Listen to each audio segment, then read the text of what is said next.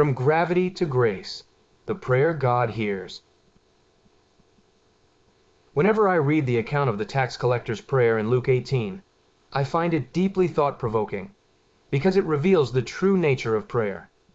The tax collector's prayer was accepted by God because, with a broken and contrite heart, he cried out for mercy.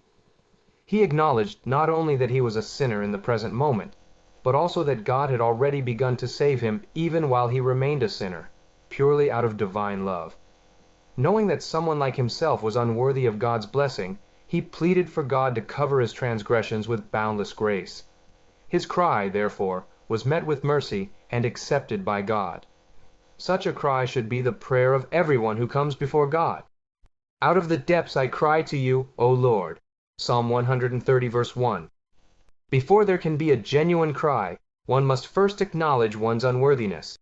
Only then can there arise a true plea for grace and forgiveness, leading ultimately to the salvation of the soul. As a new creation, one then begins to redefine one's relationship with the world, gaining a deeper understanding of God and a clearer awareness of what one is truly asking for.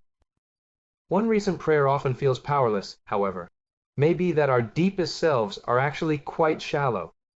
Our hearts are crowded with too many thoughts, too many problems we want to solve, and too many self-driven desires. What we lack is the willingness to relinquish the ego and deny ourselves. A cry from the depths of the soul is often nothing more than a sigh, whereas superficial prayer remains at the level of comfort and emotion. A sigh from the soul reveals that one's hope rests solely in God's grace, and, through faith, trusts that He is willing to bestow it.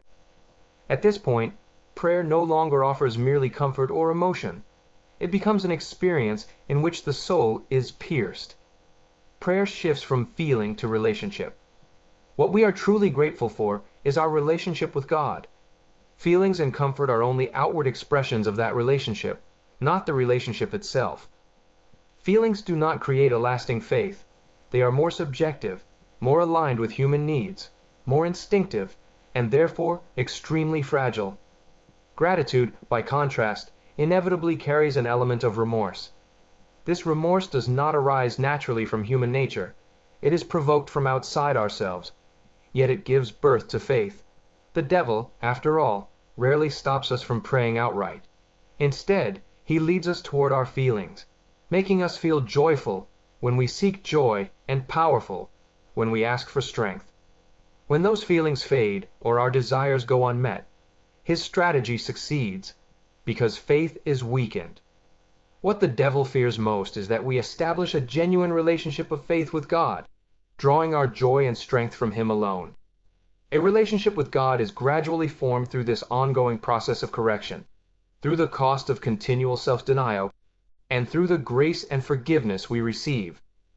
Such a relationship lifts us toward heaven, freeing us from the gravity that grips our hearts, enabling us to leave behind our limited selves and enter into true freedom. This is the blessing of prayer.